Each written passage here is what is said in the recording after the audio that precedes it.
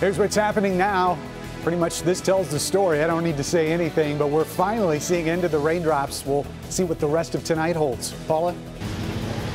Hey, Ben, so we know winter's coming. We know what's next. Construction season. Karen, there's a project so big and so significant, I'm not sure you have enough time to get enough aspirin for it, but we're going to try to navigate you through. All right, thank you, Paula. And the rapper versus the president. Detroit's own Eminem sends a blistering message to the White House. So has President Trump tweeted back. The story everyone's talking about, first at 4. Local 4 News begins right now with a breaking news alert. Good afternoon, everybody. Let's start with some breaking news first at 4. A former deputy chief at the Detroit Police Department has been indicted in federal bribery charges. Celia Washington was the former legal advisor for the police department. She's accused of accepting cash bribes to help an unnamed towing company to work around city towing rules. The indictment alleges she received at least $3,000 back in February of 2016. Washington resigned in June when police officials learned she was being investigated. We are working to get more information on this story, and we'll have a live report tonight at 5.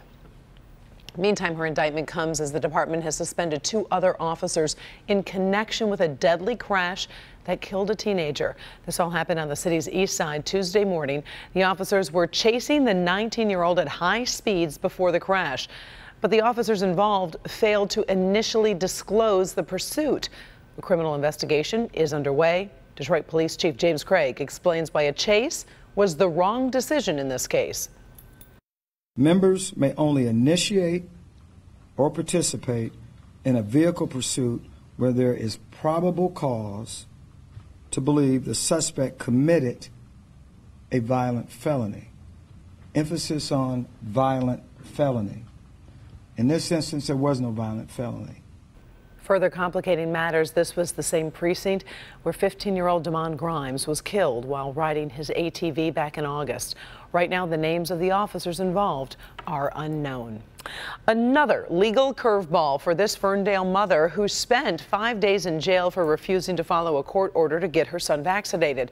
Rebecca Breda was back in court today. She was expecting to reunite with her 9-year-old son and bring him home, but that did not happen. Instead, the judge ruled Rebecca will now lose primary custody of the boy and split custody with her former husband. Today was supposed to be a review on the vaccinations.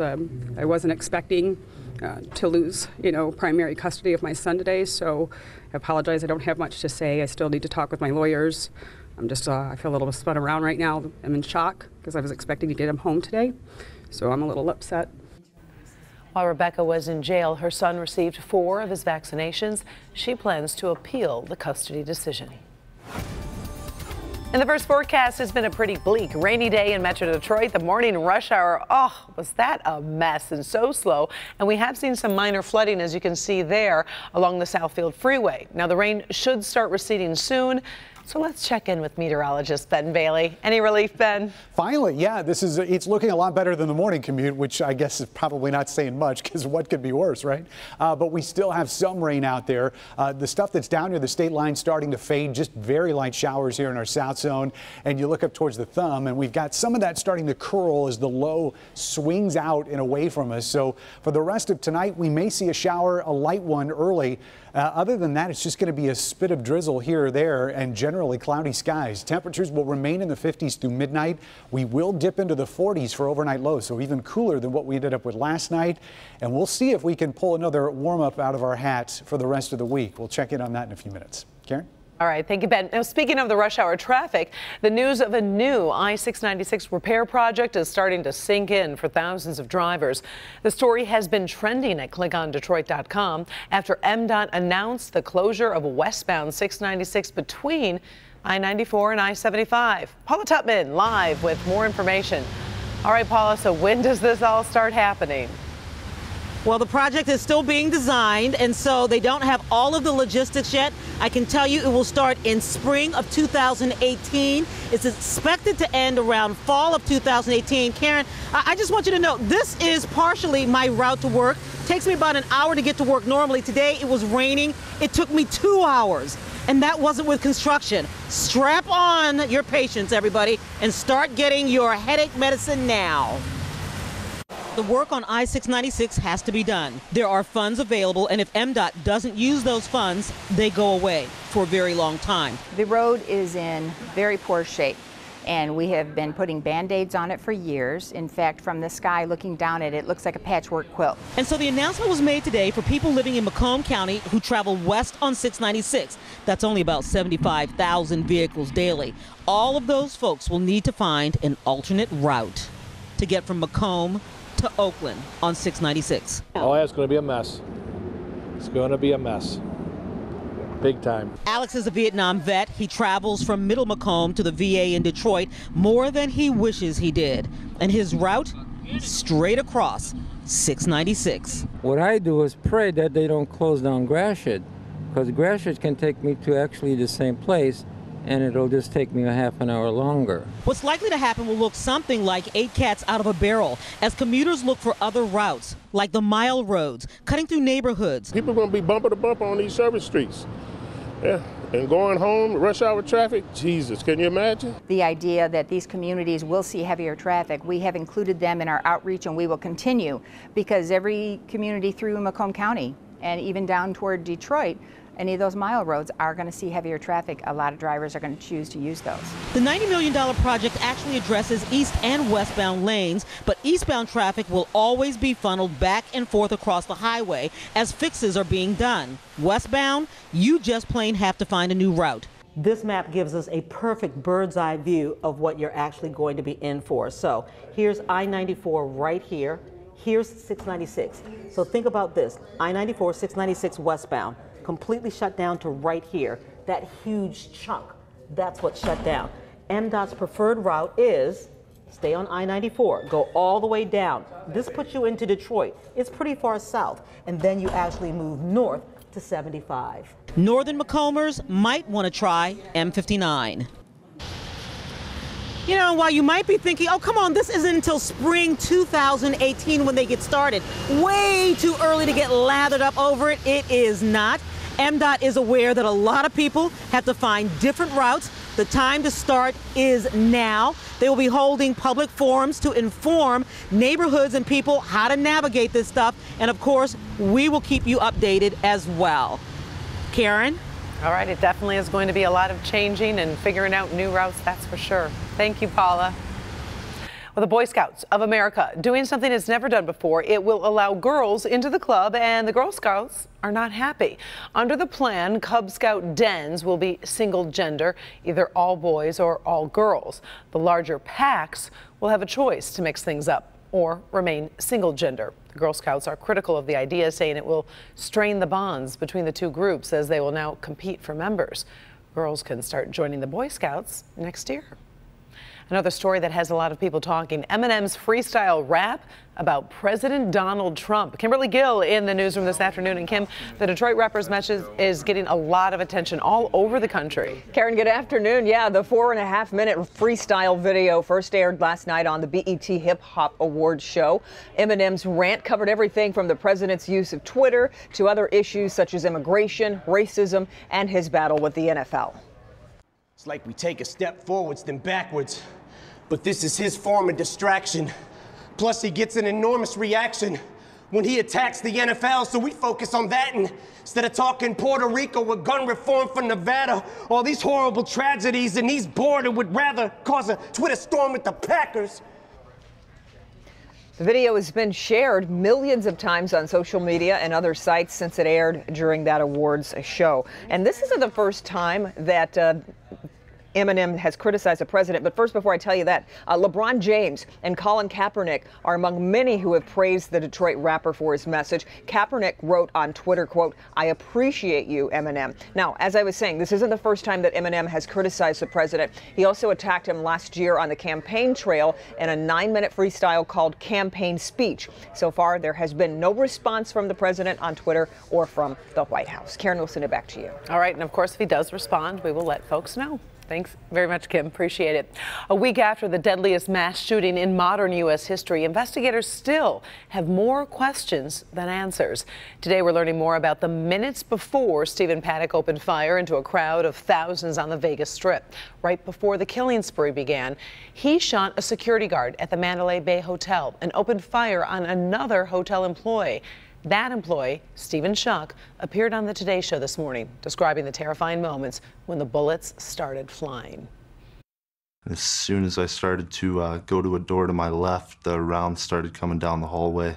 I could feel them pass right behind my head. I told myself, you know, remain calm. If I freak out right now, it's only going to get me killed or injured.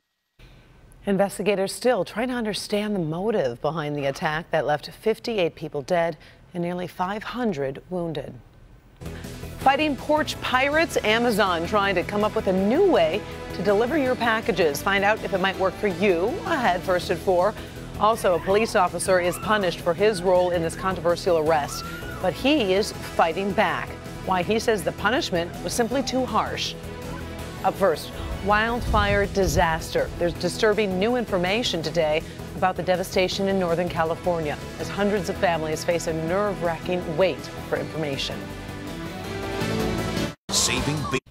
First at 4, we're on top of stories making headlines across America right now. Let's start in Northern California. You've seen the vivid flames. Now, take a look at the devastation left behind. Wildfires have destroyed 3,500 homes and businesses. This disaster is not over, with 22 fires still burning all around California wine country this afternoon. Incredibly, 600 people are considered missing, 21 people dead. But with all those people missing, that number could be much higher. We are monitoring the ongoing battle, and we'll have updates here on Local 4 and clickondetroit.com. Remember this video of a Utah nurse being arrested? It was trending. One police officer has been fired now, but his attorney says he will appeal. The nurse was arrested after she refused to allow a blood draw on a patient. Detective Jeff Payne ended up dragging her outside as she screamed that she did nothing wrong. Payne's attorney says the officer would agree to be disciplined, but says losing his job is unfair. Also, he argues if the video had not gone viral, Payne would still have his job. Sheriff's deputy in New Mexico is under investigation today because of his cell phone video. It shows 2 motorcyclists riding down the road and one pops a wheelie right there. That's when Bernalillo County deputy pulls a gun on the riders. The video is going viral, creating a backlash. The Sheriff's Department says it had complaints about motorcyclists riding recklessly in that area, and the officer felt threatened. The investigation continues. Deputies are looking for the biker. Amazon is looking for some new ways to fight those porch pirates. Those are those thieves who steal packages left on your doorstep when you're not home. The retailer is exploring ways to put items in the trunk of your car. It's working with a company called Frame on smart license plates. Now, the plates would have a box where you can store your keys, and they would be accessed with a smartphone. The delivery person gets the keys, puts the package in your trunk, and then puts the keys back. And if you have a taste for venison but don't enjoy hunting, Arby's is ready to help. The fast food place will be serving up venison sandwiches again this year. In all, 3,300 restaurants across the country are taking part. Arby's had a limited release last year, and they sold out really quickly. The venison sandwiches go on sale October 21st. They'll be available while supplies last. And I can guarantee you, Ben Bailey will not be in that line. What, would you do that? Would you have a... You know, I like venison. I've had it. I just don't think I'm going to do the whole fast food venison. I think I'd kind of lose the... I think they should stick to beef and cheddar. They do that That is really good. And those Jamocha shakes, have you ever had those? Fantastic. And those curly fries. And on a day like today. Isn't it a day where you just want to sit at home and eat junk food under a blanket? Carb load as much as you can. And, you know, we knew it was coming, but it really didn't make it any easier to tolerate during the morning commute. Thank goodness that rain is starting to taper off. Most of this is in Huron County. A couple showers still left there north of Sandusky and Sanilac County. We're seeing the east side dry out, too, as those showers push over over into Ontario and just a couple spritzes left here across our south zone. Those should be ending pretty soon. So we'll finally dry out, at least from the widespread rain. We still could see a couple areas of drizzle, but this amounted to a good amount across the area. This is from up in Pinckney. It looks like it's tough to see here, but it looks like they got about 1.5 inches, and they said that makes 3 inches in the last few days. So Mother Nature is definitely making up for lost time. We'll look at some of the other area totals coming up here on Local 4 News at 5, but we're still getting reports, at least at the top of the hour, of showers here in Mount Clemens City Airport and also down at Monroe and Adrian. Everybody else reporting cloudy skies, and that's probably going to be the rule and not the exception going forward for about the next 24+ hours. We'll get to that in a second, but current temperatures on the cool side, low and even some mid-50s once you get down into our south zone. But as we see the showers move out, again, the clouds not going anywhere. Those are going to stick with us overnight, and that will sort of help keep temperatures from dropping any lower, but we're still looking at 40s, mid to upper 40s for overnight lows. And then as we get into tomorrow, generally dry, but once the afternoon shapes up, we will start seeing a few scattered showers, much lighter, much more widespread than what we saw today. So not the frog strangler that we had to go through for that morning commute. 48 is what we're looking for tonight. That's a city low, showers coming to an end.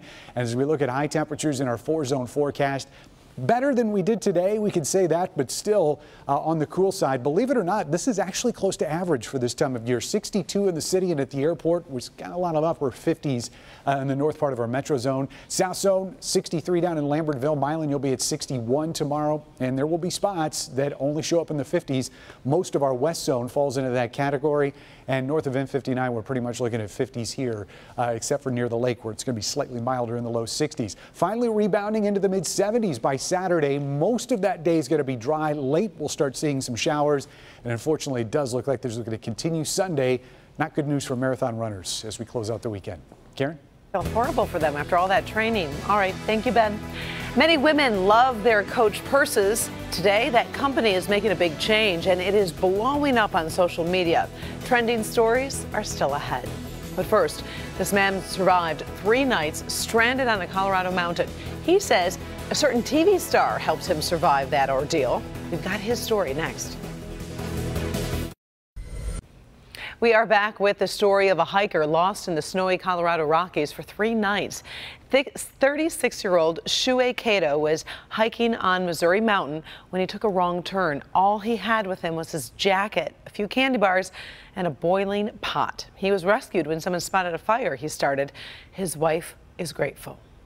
The sheriff called me and I'm like, hello, because I thought maybe, maybe some bad news or nothing at all, and because it's been going on for 2 days, and the sheriff said, I have somebody that wants to talk to you, and I said okay, because I thought it was another sheriff, and it was Shuei on the phone.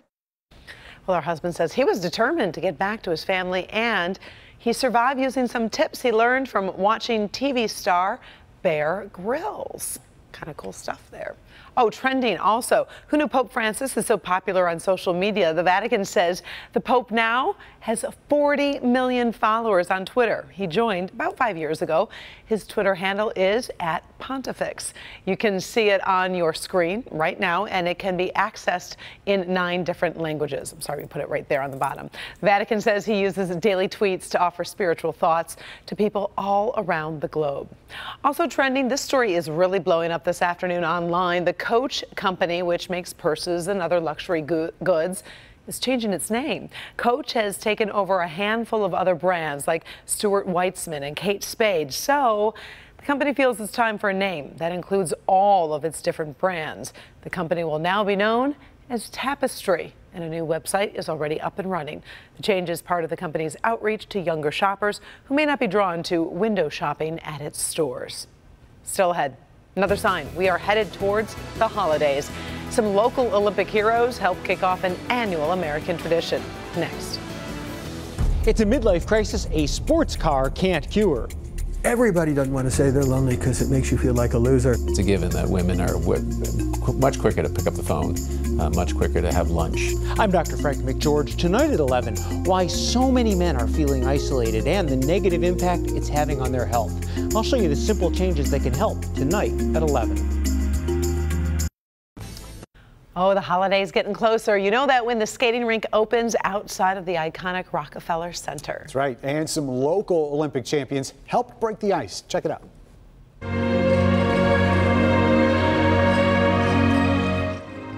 Ice dancer Meryl Davis and Charlie White won Olympic gold in 2014. However, they won't compete in South Korea. Davis is now engaged. White is waiting to become a dad, but they show they still got it on the morning show on the Today Show. And we are so close to the 2018 Winter Olympics. I know we really are. We need to open up the Campus Martia skating rink, That's you and right. I, like that. Want to Chop, go chop. for it? We're almost getting the weather. I know. All right, thanks so much for joining us for First at 4. We're back in a half hour with Local 4 News at 5.